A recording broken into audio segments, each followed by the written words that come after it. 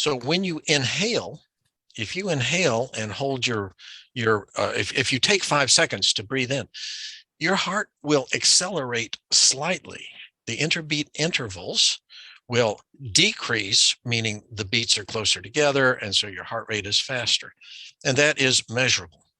When you exhale, your heart rate will slow down during the exhalation portion.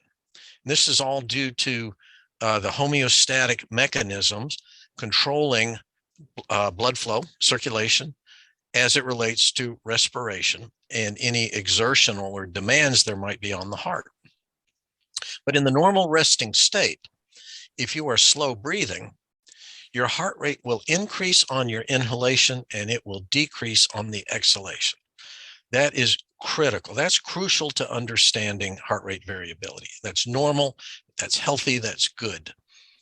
A trained athlete, someone in excellent physical condition, may have a change in heart rate, that's the IBIs in the individual intervals, corresponding to as much as, I'm going to pull a number out of the air, but I'm going to say about 20 to 25 beats per minute change on acceleration and deceleration within a respiratory cycle.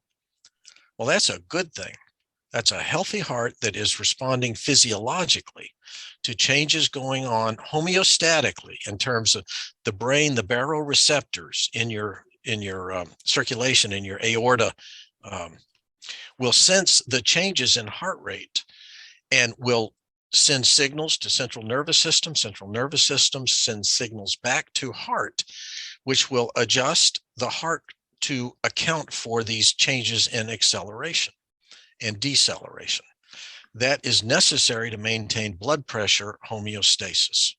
If you didn't do that, then you'd be having these swings in blood pressure due to the acceleration and the deceleration. That's heart rate variability in a nutshell. Heart rate variability is the change in IBIs, which corresponds to heart rate, individual beats, the change in IBIs over respiratory cycle. And that's called RSA, respiratory sinus arrhythmia. It's normal and it's healthy.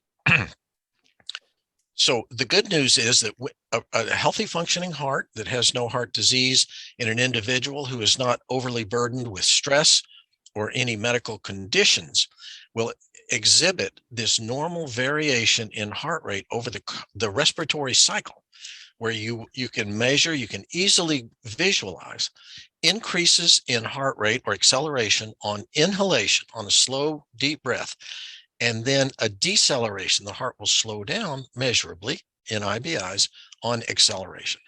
So when you and I do a cleansing breath, if I can increase your awareness through mindfulness and so on to the effects on your heart, you can become consciously aware of the effects of breathing on these very slight changes in your heart rate.